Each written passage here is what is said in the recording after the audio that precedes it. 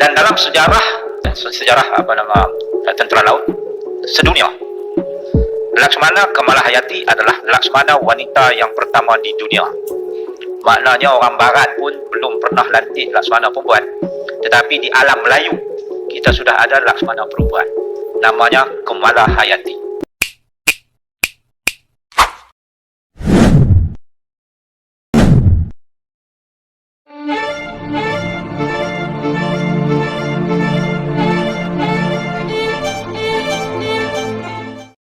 Profesor Malaysia satu ini tidak asing lagi bagi rakyat Indonesia, yaitu Profesor Abdul Muwati Ahmad.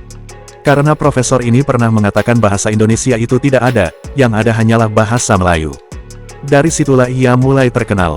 Dan Profesor Malaysia satu ini juga pernah mengklaim pahlawan nasional Indonesia, sebagai pahlawan alam Melayu Malaysia. Untuk memberikan motivasi semangat perjuangan bagi kaum Melayu Malaysia. Sedangkan bagi rakyat Indonesia, alam Melayu itu tidak ada. Yang ada hanyalah alam Nusantara, yang kini sudah menjadi negara Indonesia. Pahlawan Indonesia yang ia klaim sebagai pahlawan alam Melayu Malaysia adalah Cut Nyak Dien dan Laksamana Kamalahayati. Namun Laksamana Kamalahayati baru-baru ini sudah ditetapkan oleh UNESCO sebagai pahlawan yang berpengaruh terhadap peradaban dunia pada masa itu. Karena Laksamana Kamalahayati adalah Laksamana wanita pertama di dunia yang gagah berani melawan para penjajah dalam peperangan, melawan ketidakadilan. Laksamana Kamalahayati berasal dari Nangro Aceh Darussalam, Indonesia, sebagai pejuang sejati, yang memperjuangkan tanah kelahirannya dan bangsanya pada masa itu. Akan tetapi, masihkah Profesor Malaysia mengklaimnya, sebagai pahlawan alam Melayu Malaysia hasil dari halusinasi ciptaan mereka sendiri? Jika masih mengklaimnya juga, sebagai pahlawan alam Melayu Malaysia, berarti para profesor-profesor Malaysia memang tidak tahu malu.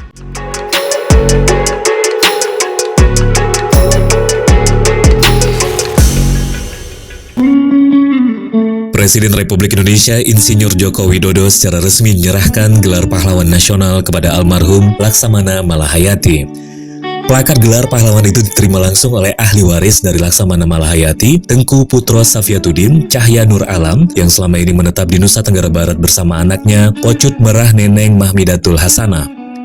Penyerahan gelar pahlawan nasional dalam rangka acara Hari Pahlawan Nasional tahun 2017 itu berlangsung di Istana Negara Jakarta, Kamis 9 November 2017, sesuai dengan Kepres nomor 115/TK/tahun 2017 yang ditandatangani Jokowi pada 6 November 2017. Turut hadir pada kegiatan tersebut Wakil Presiden Yusuf Kala serta para Menteri Kabinet Kerja. Sementara dari Aceh hadir Gubernur Aceh Irwandi Yusuf, anggota DPR RI asal Aceh Tengku Rifki Harsha, serta Kepala Biro Humas dan Protokol Pemerintahan Aceh Mulyadi Nurdin LCMH. Gubernur Aceh Irwandi Yusuf mengatakan, Laksamana Malahayati merupakan Panglima Angkatan Laut yang sangat pantas diberikan gelar pahlawan. Karena, kata Irwandi, Laksamana Malahayati secara real berperang melawan Belanda dan bahkan secara usia lebih tua dibandingkan dengan 12 pahlawan wanita lainnya yang sudah terlebih dahulu diberikan gelar pahlawan.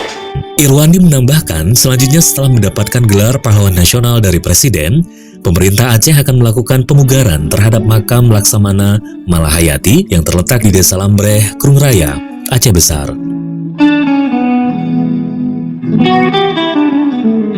UNESCO menetapkan hari kelahiran dua pahlawan Indonesia jadi perayaan internasional.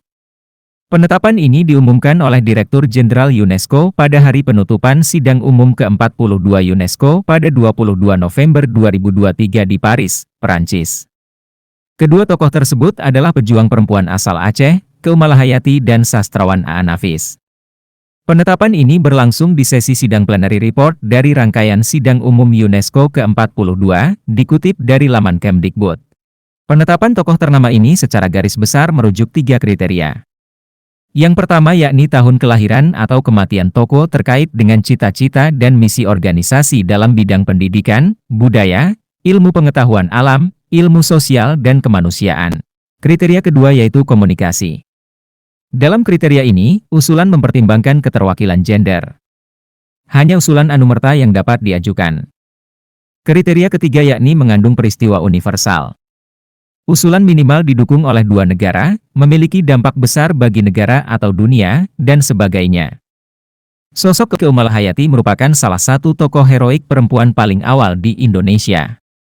Ia diakui sebagai pahlawan nasional atas keberanian, kepemimpinan, dan kontribusinya dalam membela tanah air. Keumalahyati dibesarkan di wilayah yang terkenal dengan tradisi maritim kuat. Ia mengenal dunia peperangan laut sejak usia muda. Ayahnya, Laksamana Mahmud Shah, adalah seorang panglima Angkatan Laut Armada Aceh yang terampil dan dihormati. Ketika ayahnya meninggal dunia, Sultan Alauddin Riyad Shah dari Aceh mengangkat Keumalahyati sebagai Laksamana baru. Jabatan Panglima Angkatan Laut Kesultanan Aceh menjadikan Keumalahyati sebagai Laksamana perempuan pertama dalam sejarah Indonesia dan Asia Tenggara. Pengusulan penetapan peringatan 475 tahun kelahiran Keumalahyati, 1550-1615, mendapat dukungan dari Federasi Rusia, Thailand, dan Togo. Namanya Laksamana Keumalahyati. Laksamana Keumalahyati. Ini orang Aceh. Dia Laksamana. Dan dalam sejarah naval, sejarah tentera laut sedunia, Laksamana Keumalahyati adalah Laksamana wanita yang pertama di dunia. Maknanya orang barat pun belum pernah lantik Laksamana perempuan. Tetapi di alam Melayu, kita sudah ada Laksamana perempuan. Namanya Keumalahyati. Jadi orang perempuan perlu bangga lah. Sebab inilah Laksamana perempuan yang pertama dalam sejarah Angkatan Laut sedunia. Laksamana Keumalahyati ini. Nama penuh dia Keumalahyati binti Mahmud Shah bin Muhammad Said Shah bin Sultan Salahuddin Shah bin Sultan Ali Murayat Shah. Jadi dia ni daripada keturunan Sultan-Sultan Aceh juga. Moyang dia tu Sultan Ali Murayat Shah yang saya sebut tadi. Sultan Ali Murayat Shah ini adalah merupakan kerabat diraja Champa. Bila sebut Champa ni Melayu. Champa ni hari ni negaranya disebut Kampuchea. Dalam bahasa Melayu disebut Kemboja. Orang Melayu Champa ni Melayu Kemboja. Nama pun Kemboja, nama Melayu. Kemboja kan bunga. Itu kerajaan Melayu dulu-dulu. Jadi moyang dia ni, Sultan Ali Murayat Shah ni adalah merupakan kerabat diraja Champa yang mengasaskan Kesultanan Aceh Darussalam pada tahun 1513. Jadi maknanya daripada Champa Kemboja tu, jadi dia berpindah dan mengasaskan Kesultanan Aceh. Itu moyang dia. Jadi daripada keturunan itulah sampai kepada Keumalahyati. Keumalahyati ini lahir pada tahun 1585. Dan kita sebut tadi nama-nama pak dia, tuan dia apa semua tu semuanya adalah daripada keturunan pahlawan, pendekar dan juga Laksamana Aceh. Masa tu Armada Melaka dah tak ada lagi dah. Laksamana Melaka Hang Tuah tu dah tak ada lah masa tu. Ini zaman lain lah. Jadi Aceh masa itu melaksanakan kesamarataan. Maknanya wanita pun boleh dilantik ke jawatan-jawatan tinggi. Nampak? Itu tahun 15 lebih tau. Orang putih ni yang dia duduk buat feminism, memperjuangkan kesamaan hak dan sebagainya.